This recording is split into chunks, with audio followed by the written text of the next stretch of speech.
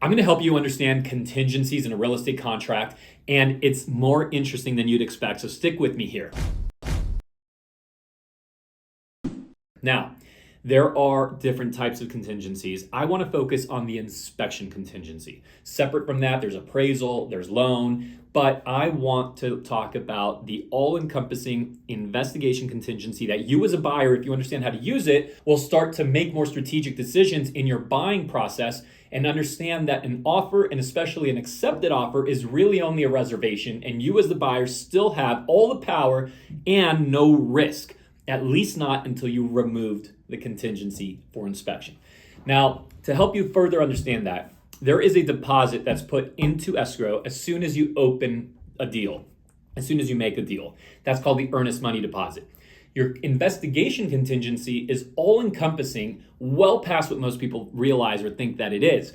It's thought of a lot, or the most common way of thinking about it is that you have an inspection, and that inspection report, it illuminates certain things, you can negotiate on them, and then eventually you remove that contingency.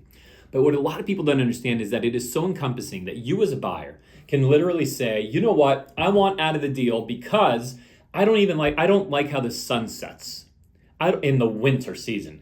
I don't like the smell of the air in this part of town. I mean, you could literally say anything you want, and it is a valid reason to get out of the contract, have your deposit returned to you, and that's so long, of course, as you still have the contingencies in place. Another really important aspect of the contingencies in California is that they are actively removed. Now, this is true for not just the inspection contingency, but also the appraisal, loan, and all others. They're actively removed, meaning you have to sign them away. So if you have a 17-day contingency period, to do your investigation, make sure you're committed to the property, make sure you like everything about it, make sure it's in the right condition, and then move forward. If you have 17 days and you fall asleep at the wheel and that 17th day shows up and goes by, you still have a protected deposit. You still have the contingencies in place. You have not actively removed them. The only thing the time frame does is that it gives the seller the opportunity to say, hey, you're due to have removed this contingency, you still haven't, so here's a notice to perform.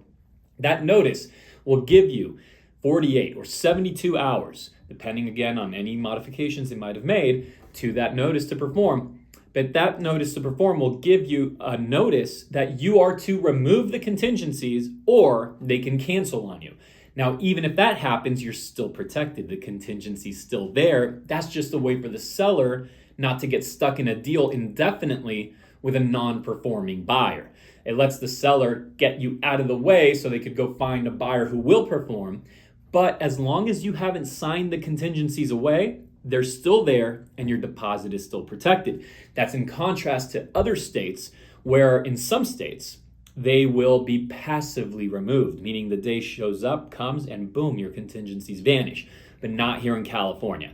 So the way I think about it is, if I think there's an opportunity for me to purchase a property, if I'm not 100% sure, but in good faith, I could say I'm genuinely interested, well, then I just see the contract as a reservation where I can then run my due diligence, finish thinking without the pressure of, will someone take it from me?